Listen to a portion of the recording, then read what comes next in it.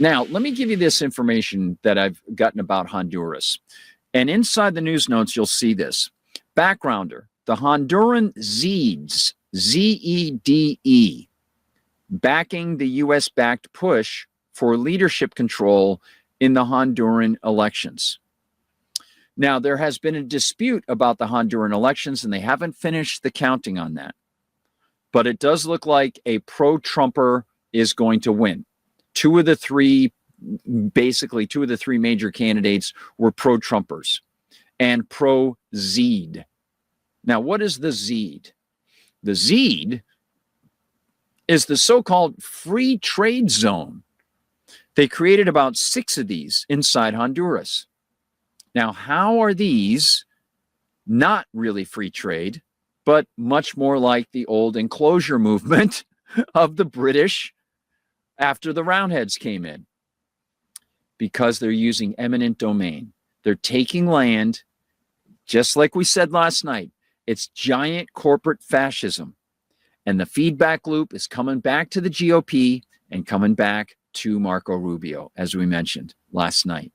So I wanted to make sure that I took what I covered last night about this ZED stuff and about the Honduran president being released by Donald Trump just prior to this election, and started to look at the ties to Marco Rubio, which Max Blumenthal had mentioned, and we discussed that last night, but go a little bit deeper into what are the names of the organizations and who are some of the people behind this. It's pretty strong. Let me give this to you. Now, this is some deep stuff, so don't mind me. This is going to take a couple minutes to go through. I want to make sure that I give this to you. So here's the backgrounder. The Russians and I did. We worked a couple hours on this. I was really happy that I was able to get all this information. ZEDs. ZEDs supposedly are free trade zones that offer low taxes to international investors. Hint, hint, Peter Thiel. Whitney Webb's spoken a little bit about this, actually. There are a handful of these economic development zones in Honduras with ties to people like Peter Thiel and other big tech and media magnates and banks. But the international corporate interests are not engaging in free trade. They are benefiting from Honduran government threats to local land and then handouts of eminent domain payoffs of that land, which then shift the land to the corporations. I'm sure, you probably were thinking along the same lines I was last night. So this was all new to me. And now I've spent so many hours reading about this today. It really was very interesting, and it's dark, though. With massive political contributions as feedback, these work all the way to, you got it, Marco Rubio and a former governor that I mentioned, and a company that gave lots of money to Rubio's campaign and to the GOP. That would be a lobbying company formed by this former governor. Here is some background on the ZEDs. That's an acronym, ZEDE. And we want to give you a broader understanding of how the ZED future hinges. And this is why Donald Trump got involved. The ZED future hinges, and it's big for the GOP, on a pro-U.S. regime being in there. And, of course, the ZEDs are on pause right now, which is why they want a pro-U.S. regime in there to restart the ZEDs. I'll give it to you. Because there's some major lawsuits. In fact, there's such a massive lawsuit about some of the land grabs here and some of the things that have happened. There's such a dispute that one of the lawsuits actually is for more than the entire budget and worth of the Honduran government. Yeah, so here's what I've got for you. Haley Barbour, former governor of Missouri, two-time governor of Missouri, big time close to Bush and Cheney. Okay? So the same pattern that we saw with BlackRock and Cheney and Bush and the oil interests, it's Marco Rubio and Honduras and other things in Central America. Same exact thing. A lot of fundraisers in Florida. It's the new phase of it. Not Texas, Florida, Central American connections, Honduran connections, and this special organization called BGR. Now, one of those initials stands for Barber. Okay, Haley Barber. So here we go. Watch, this is like a detective thing. You know, you feel like, again, it's like Quincy. Sam, don't you get it? I dissected it. There's BGR inside this. It was murder. So here it is. Jack Klugman's checking it out. Here's some background on the ZEDEs, and we want to give you a broader understanding of how the ZEDE future hinges on pro-U.S. regime, on a pro-U.S. regime being there, and how a major U.S. lobbying firm with big GOP peer Haley Barber, former governor of Missouri, close Bush-Cheney friend, is tied to it all and tied to Rubio. All right, so here's the first headline. BGR's involvement with Honduras centers on former President Juan Orlando Hernandez, now known as JOH, Joe, just given his commutation of his sentence, a key architect of the ZEDE. It's called Zones of Employment and Economic Development Program. Now, we mentioned that there's a lot of drug trafficking involved with the Honduras stuff as well, that being Juan Orlando Hernandez and his brother, okay? And there's a lot of corruption within this that used some of that drug money to then leverage big-time land purchases and business ties with American corporations. Okay, so here's how it all mixes together. JOH's, that's Hernandez's administration between 2014 and 2022, enacted the ZEDE law in 2013 after, so they put it into action, after purging Supreme Court justices in order to enable it. Now, why did they need to do that? Because they were going to use eminent domain to take the land. They created semi-autonomous corporate enclaves with tax breaks, deregulation, and foreign governance powers inside the enclaves. So they would basically be ruled by the corporations. Again, very, very similar to the enclosure movement of the tail end of the British Empire. For a couple hundred years, Parliament gave special favors to private corporations and private individuals to just give them land, and then they would manage it. That's how the whole city of Bath was basically constructed. Two guys ran Bath. They were given it by Parliament. And that's how they took a lot of that land away from people. So here's a little bit more. So the Supreme Court justices, they purged them in order to enable this. They created a semi-autonomous corporate enclave system like those behind Prospera ZEDE. Now, Prospera is one of them. That's one of the names of one of the ZEDEs. Sort of like these freedom zones that Trump wants. How strange that he should think of that. Amid U.S. indictments for Hernandez's alleged narco trafficking, he was extradited in 2022, sentenced to 45 years in 2024, and for facilitating 500 tons of cocaine to the U.S., and of course just released by Trump. BGR Group, the lobbying firm, was hired to rehabilitate Hernandez's image and that of his brother and that of the ZEDEs. So, direct contracts with Hernandez's government in 2019 and 2021, post his brother Tony Hernandez's life sentence for drug smuggling, Juan Hernandez's regime paid BGR over $660,000, as we mentioned last night, for lobbying services. But last night, I didn't know that the former governor of Missouri, Haley Barber, was one of the founders of BGR Group. He's the B. So, we got $660,000 for lobbying services. This included circulating press releases to U.S. media, example, Vice, touting Juan Hernandez's counter-narcotics operations and U.S. alliances. That was when he was working with the CIA, and the CIA was funneling drugs, and they were giving special favors to certain groups, like, again, the Sinaloa cartel, as they did in Mexico. Lobbying the Development Finance Corporation of the U.S. government to help subsidize the corporate moves into Honduras. That's right, for investment ties, indirectly bolstering ZEDE funding channels. What a shocker. So it's not free markets. They're not free market zones at all. They're fascist, just like I said last night. Then, of course, there was outreach to lobby Congress and the White House to counter the corruption probes against Hernandez so that Hernandez would still be in office and those who were opposing the ZEDEs would not be able to push him out and stop the ZEDEs. So a lot of corporate money behind it, a lot of interest. He still got knocked out, of course, because Biden didn't support that. Like we said, Biden was in favor of the socialist candidates, which is one of the only pluses I've ever seen for the Biden administration, of all things. Not that he was in favor of socialists, but that he wasn't involved in pushing this giant corporate thing that would help people like Rubio and people like Haley Barbour. Maybe it was all political. I don't know. But at least he didn't tie himself to it and send more U.S. money to it. It stopped in 2022.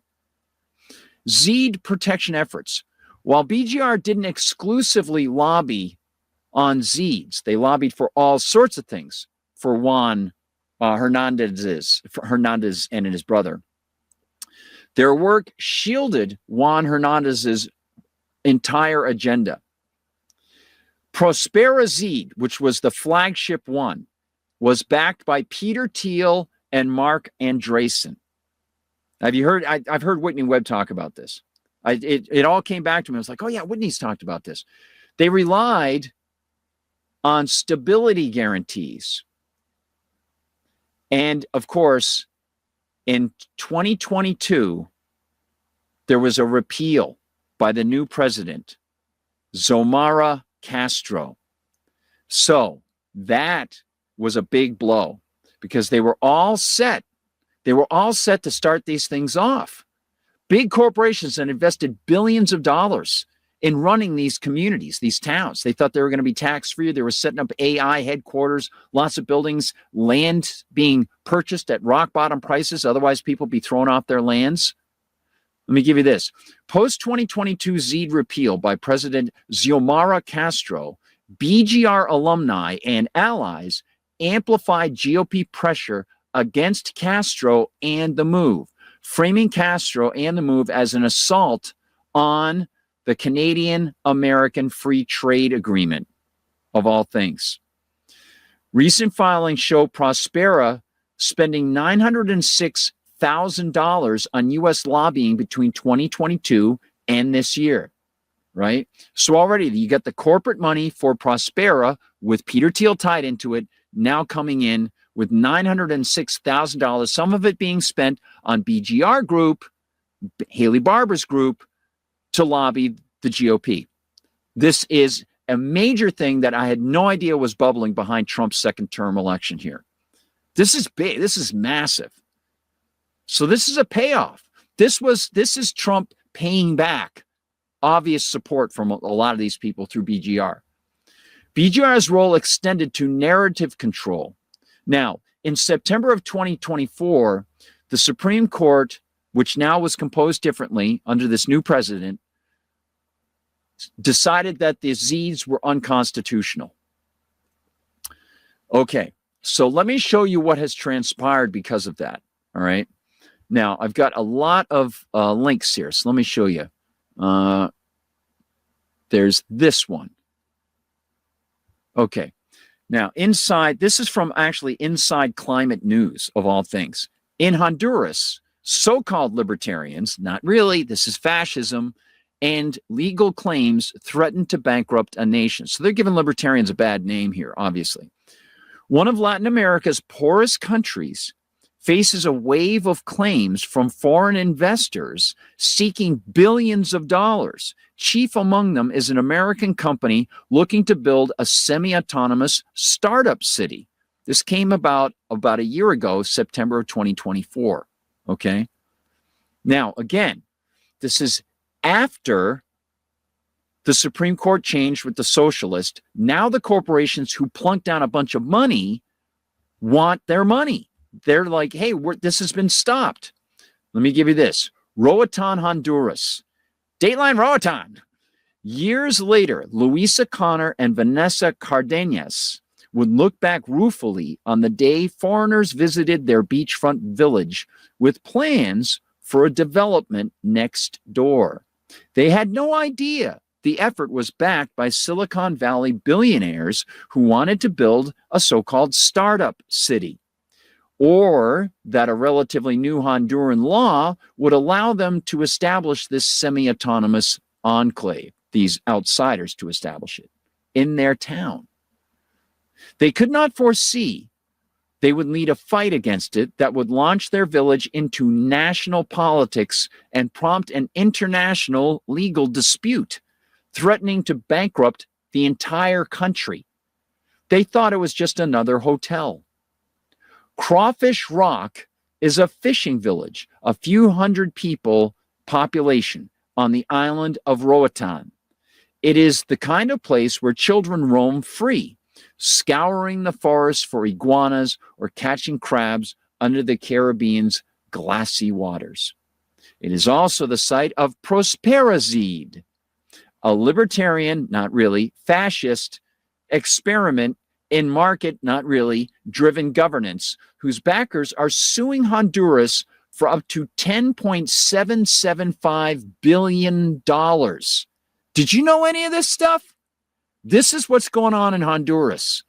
Prospera's Delaware-based creator, Honduras Prospera Incorporated, argues its project has a right to continue operating even though the law that enabled it was repealed 2 years ago, and that it should retain that right for 50 years, right? So this article is 2024. We go back to 2022. The Supreme Court of Honduras changes under the new left-wing government.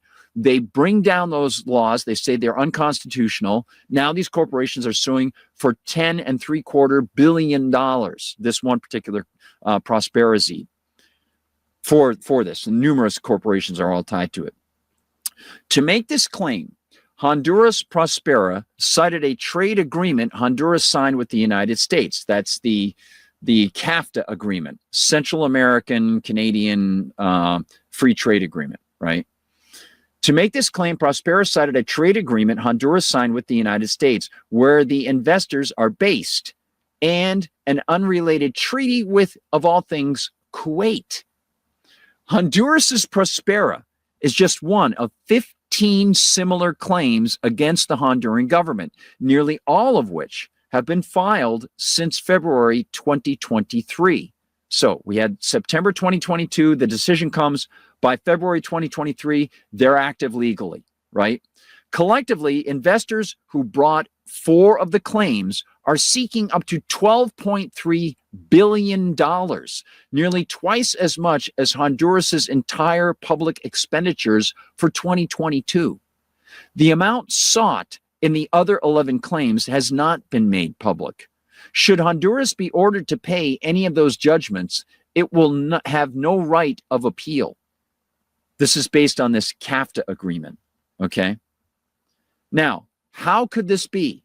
The cases were brought under an obscure system of international law known as Investor State Dispute Settlement, or ISDS, written into thousands of investment treaties and trade agreements. The system allows foreign investors to bring arbitration claims against states themselves. While it was intended to protect investors against asset seizures or corrupt court judgments, critics say corporations now use ISDS to extract huge sums when governments tighten regulations or levy new taxes. So what are we seeing now? We're seeing now that the fulcrum and this tilt between corporate and state is now tilting towards corporate state, corporate powers, overwhelming even the entire state of Honduras. So we've got all of Honduras now being overwhelmed by the fascist monsters that have been created over the past 50 years or so with international connections and all of these political ties to pump up these corporations and gain favors through special favors and, of course, corporate fascist blocs and startups that are funded by the government. This is amazing. The cases are heard by ad hoc tribunals of arbitrators who are generally corporate lawyers. There is no precedent and no appeal. Tribunals have issued billions of dollars in awards, even in cases where corporations violated domestic laws, polluted the environment, or trampled on basic human rights. So, what they're going to be looking at is a replacement of the government of Honduras so that this can all go away. They'll say that it's in the best interest of Honduras because, oh, you wouldn't have won this lawsuit, even though the Honduran Supreme Court ruled that you can't just take this land from people. Let me give you some more and show you the connections over to Marco Rubio now. Okay? So hopefully this is interesting for you, because this really is like a mystery story. It's amazing. I had no idea how this origami could unfold. Now, ties to Marco Rubio. All right? So let me show you this. Now, U.S. Secretary of State, confirmed in 2025, Marco Rubio, has deep, documented links to BGR, blending personal, financial, and policy overlaps that amplified the you got it, former president, now released, Hernandez ZED advocacy. So let me show you. First, there's the campaign funding. Rubio is among BGR's top beneficiaries, which is some of what we discussed last night, just to reiterate. The firm hosted fundraisers for his 2020 Senate race, his 2016 reelection, his 2016 presidential bid, and they funneled contributions via PACs and events. So not only did BGR fund him directly, they had separate political action groups that they started, funneled money into, and then that went to Marco Rubio. Rubio's donations totaled thousands across cycles, with 3 Rubio alumni, including ex-staffers, on BGR's team, on their staff by 2021. So, much like we saw with Tom Holman and Pam Bondi, who both either worked directly or indirectly, either for GEO Corporation, the largest private prison corporation in the country, possibly the world. Same thing here. We have BGR getting money from Honduras interests with these ZEDs, splitting things off, creating new organizations with PACs, Rubio associates, maybe former Senate workers and things like that, supporting Rubio, working for BGR, which gets money from Honduras. It's incredible. And they have these giant fundraisers in Florida. Amazing. So, there's more. Political alignment with the former Honduran president, GOH. Rubio met GOH at least 4 times between 2014 and 2018, publicly praising him on Twitter for targeting drug traffickers during BGR's contract peak, despite U.S. probes into his narco ties. So again, just like we're hearing about the narco trafficking out of Venezuela, which isn't happening, they're claiming that he was fighting narco traffickers when he was intimately involved with it, and so was his brother. Amazing. I mean, just utter lying. Bald-facedly, just open the hole and it spews out like a giant tornado. Rubio condemned Castro's ZED repeal, that's the socialist president, as undermining democracy and investment. Of course he would, because the organization BGR is getting nearly $1 million from them. Of course they would.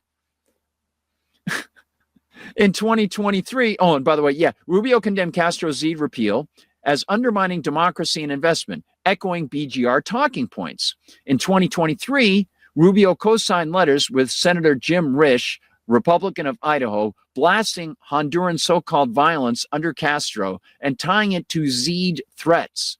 So see if you can figure this out, okay? You're a local living on that island, and all of a sudden, you get these giant corporate interests coming in, taking all the land around you. Then the government comes and says, you know, we're going to take your land, but we'll give you this much for it. Take it or leave it, one or the other. It's a forced sale. Have fun. That's what it was. It was all through eminent domain. I started doing some key searches. I worked in Grok. I worked in a number of other search engines. I found these websites, and then I would hinge off of those websites to say, okay, find me other articles because I need to read more on this stuff. I'll show you another one that I found. It's like a novel. It's crazy. Rubio's brother-in-law, Rubio's brother-in-law, Orlando Cecilia, was convicted in Miami's cocaine cowboy era, serving 12 years, adding ironies to Rubio's anti-narco stance, of course. So on X, at Popitics #1, that's at Popitics #1, notes more directly, Cesar Conda, Rubio's chief of staff between 2011 and 2014, and debate prep advisor, co-founded Navigators Global, which lobbied for Prospera as well, starting in 2022.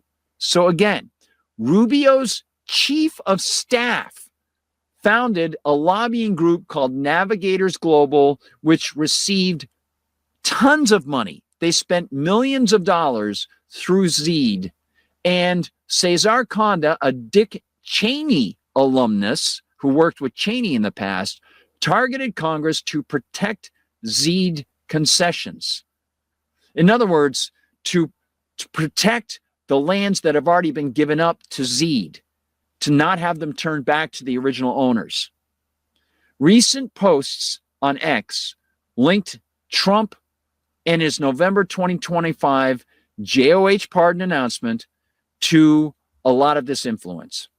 As Secretary of State, Rubio's first trip hit Central America in January, signaling priorities, almost Secretary of State, priorities like migration and investment, otherwise known as code, for pressuring Honduras on ZED amid $10.8 billion investor lawsuits at that time. Now, ties to the U.S. GOP for BGR Group. Again, Haley Barbour. BGR embodies GOP establishment lobbying. Its founders built Reagan-Bush networks, and it retains GOP heavyweights, example, ex-RNC staff. Clients include pro-business entities favoring deregulation like ZEDs, which isn't really deregulation, it's land grabbing. Again, just like the enclosure movement with the parliament favoring certain people who then will help people get reelected to parliament. What goes around comes around, right, Beastie Boys? Broader GOP support for ZEDs. House Republicans, example, Representative Paul Gosar, Mario Diaz-Balart, Michael Waltz, Maria Elvira Salazar. There's lots of oil in Venezuela, right, Maria? They urged, there's a new video out, by the way, over at our Rumble channel that has an hour from last night that includes some of the footage of Maria Elvira Salazar talking about how much oil there is in Venezuela. And we could have it for 100 years. Urged sanctions on Castro's government over the repeal of these land cedes, calling this a direct assault on U.S. investments. Senators Bill Hagerty, Republican of Tennessee, and Ben Cardin, Democrat of Maryland, warned of CAFTA violations. In 2025 hearings, you got it, Maria Elvira Salazar grilled ex-ambassador Carlos Trujillo on ZED lobbying ties. Now, JOH's BGR contracts peaked under Trump between 2017 and 2021. They backed his 2017 so-called fraudulent election. Trump's 2025 JOH pardon, framed as harsh treatment because of, he said it was harsh treatment, aligns with BGR, Rubio narratives, and long-term designs, potentially unlocking ZED revival amid Prospera's $11 billion suit, $12 billion suit. And yes, as Popistics1 wrote on X, Roger Stone reportedly advised the pardon and the aid for Prospera. So there you go. So we have Peter Thiel, Andresen, and Sam Altman. They're all involved with Prospera.